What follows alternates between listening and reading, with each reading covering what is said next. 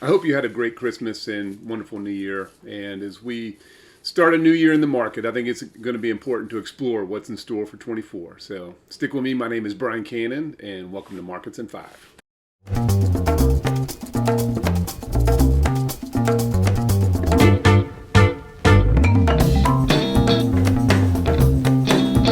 All right, so as we dive into a chart of the S&P 500, there's a couple things on this chart I wanted to point out. First and foremost, you can see this up channel trend line, right? So we've got higher highs, higher lows coming off the very bottom from 2022. We're kind of at the upper end of this channel, right? So I would say, there's definitely an opportunity or a chance that this market could come up and easily come up and double top here at the dotted green line. In the short term, we've got an RSI, which is above 50, which is good, but it is coming off of an overbought reading. And with that, there's a slight negative divergence, right? So if you look at this this pink line here, you can see that the momentum or the RSI had put up lower highs.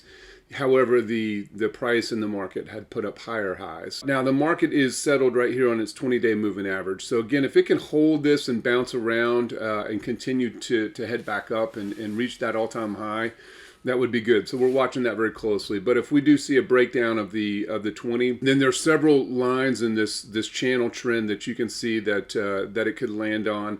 And then of course you've got the 50 and 100 and 200-day moving averages, of course, way down here that we would really not like to ride down to, but those would be levels of support. A quick update on the unemployment. Obviously, we want unemployment to stay low. If it does rise, if unemployment rises, that generally does not have a very good impact on the market, and we'll be watching that in 2024 relative to the odds of us going into some sort of a recession. So we're watching that very closely.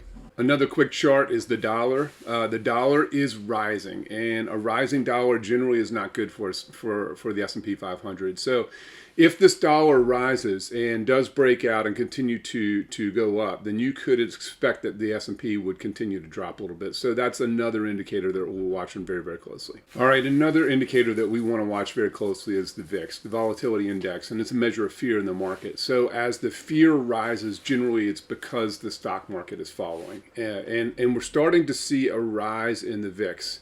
And we're also starting to see a little bit of a drop in the S&P 500. So again, the VIX did break out north of 50 on the RSI, and we do have a positive crossover on the MACD. So those could be early signs that the VIX is just kind of gearing up to shoot higher. And if the VIX were to shoot higher, then you could expect the market to drop. So watching this reading very, very closely in the very short term. In looking at the VIX, we also want to look at the VIX and its correlation to the S&P 500. So when the S&P 500 and the VIX are both highly correlated, meaning they're kind of heading the same direction, generally speaking, that could be a warning sign, and it may be a warning sign of just of a short-term consolidation, meaning the stocks just kind of consolidate those gains and really don't move up or down, or it could lead to a minor pullback or possibly a major pullback in the S&P 500. I mean, obviously you don't know, but it's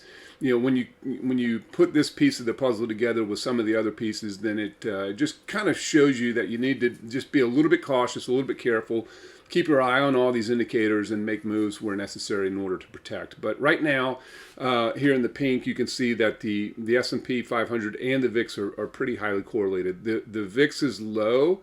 And generally speaking, when you have a low VIX reading, a lot of times there's room for it to kind of pop up. And so when you've got the S&P up here, kind of near all-time highs, meaning that it could be a little bit overpriced in the short term, and you've got the VIX at all-time low readings, and you've got a high correlation. We need to watch this one close and be very careful. All right, the last chart I want to talk about in regards to what's in store for 24 is the yield curve inversion. So we are still inverted. We're almost 2 years into this inversion. I mean, folks, I don't know how this is going to end well. You see a lot of talk about a soft landing, and that is possible. So if unemployment stays low and never really spikes, then I could see a kind of a case for a soft landing. But if we with this yield curve inversion, if we get rising unemployment and the dollar gets wonky and all the other things that we're watching, then I think that it's going to be important to be very active and protective this year. I think 2024 is going to be a very challenging year. I'm not saying it's going to be down tremendously. I'm just saying that I think it's going to be very volatile. But wrapping up, I believe you can see that the near-term picture is a little bit murky, right? There's a number of ways it can go in the very, very short term. So we're not placing any major bets one way or the other, but I think it does pay to be a little bit cautious as we enter this new year based on what we're seeing. So, but if you have any questions, give me a shout, and I look forward to seeing you on the next Markets in 5.